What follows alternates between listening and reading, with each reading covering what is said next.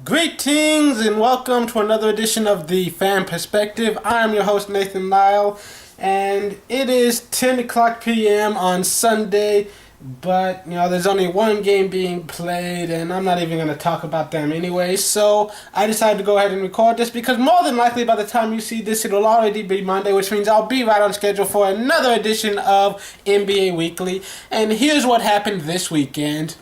First, the San Antonio Spurs had their winning streak snapped, but still became the first team to win 40 games on the season, and they are now only 10 wins away from having their 14th straight 50-win season. The Boston Celtics now have the longest winning streak in the league, getting their 7th straight win earlier today. Oh, and they did it by beating the Denver Nuggets, who had won 9 straight games up to that point. The Miami Heat have now won 5 in a row. Oklahoma City now has 4 wins. Has now won 4 in a row. The Washington Wizards have now won 3 in a row. And the worst record in the league currently belongs to the Charlotte Bobcats, who have now lost 7 games in a row. The Golden State Warriors had been on such a hot streak, and they have now dropped 4 in a row. And the Minnesota Timberwolves have also lost 4 in a row.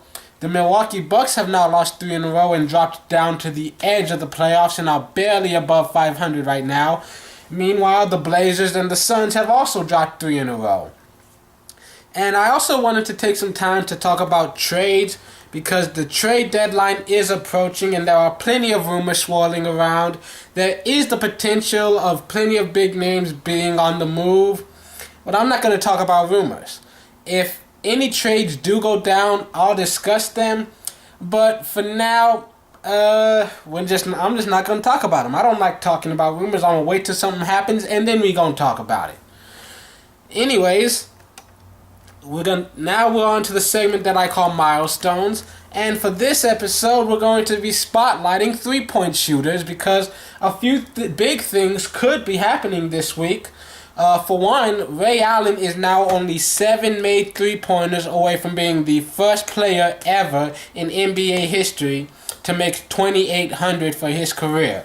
2,800, that would be very impressive, and no matter who else passes it, he will always be the first guy to have done that. And it's an amazing mark, and who knows? Depending on, he has a few good years left in him. We could easily see him get to 3,000. Anyways, Kobe is now 4 made three-pointers away from 1,600 for his career. Vince Carter is 8 away from 1,600. Mike Miller is 12 away from 1,400 for his career. Dirk Nowitzki is 3 away from 1,300 for his career. The next 3 that Ryan Anderson hits will be the 600th of his career.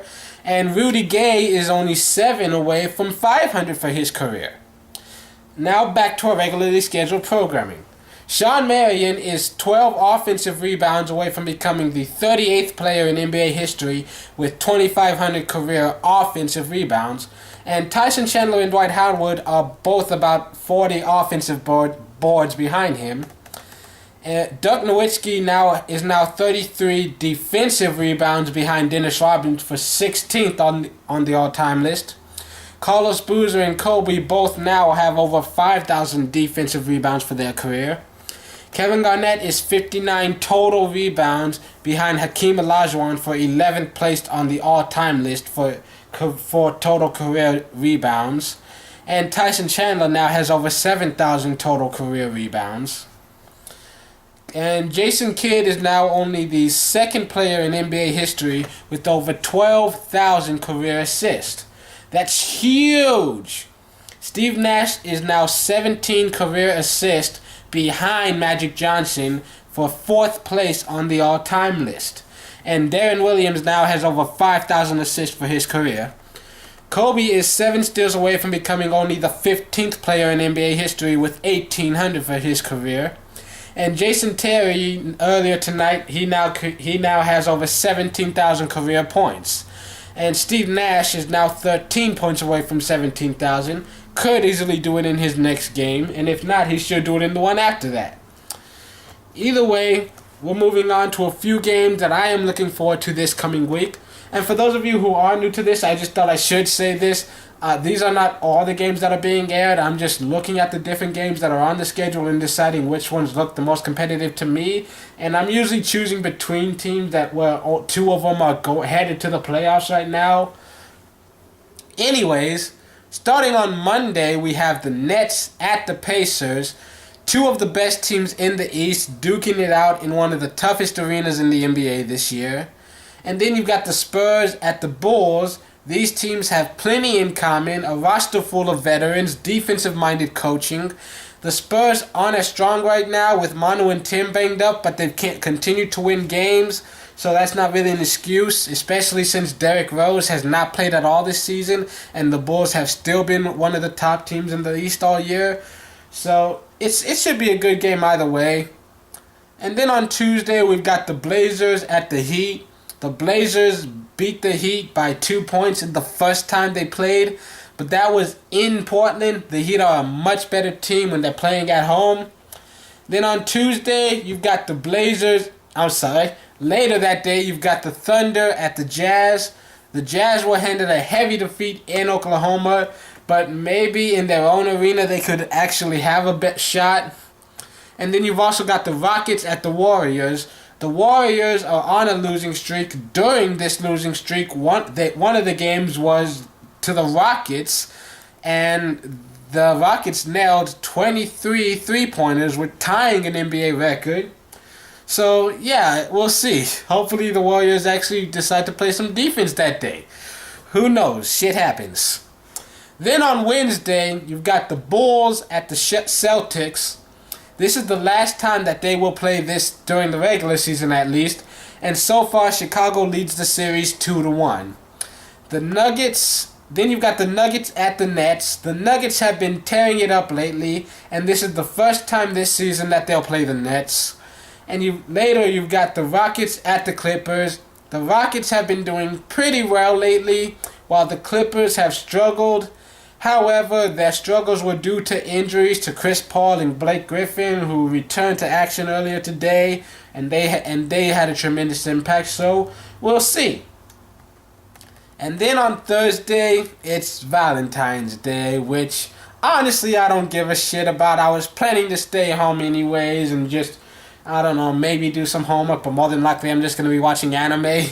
But for those of you who do decide to watch some NBA games, there's only two of them actually being on the schedule for Thursday. And here they are. One of them is the Heat at the Thunder, a rematch of the finals last year. Miami and Oklahoma are two of the best home teams in the league. And the first time they played was in Miami, and obviously the Heat won.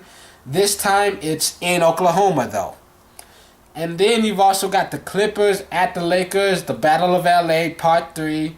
And the Lakers have not been able to beat the Clippers yet this season. So we'll see what happens. Because when these two play, there's not really a home field advantage.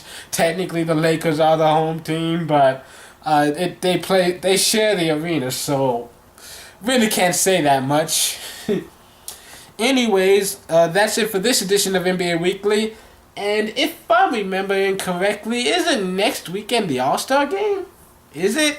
If it is, then I guess I pretty much have to cover that on my Friday show.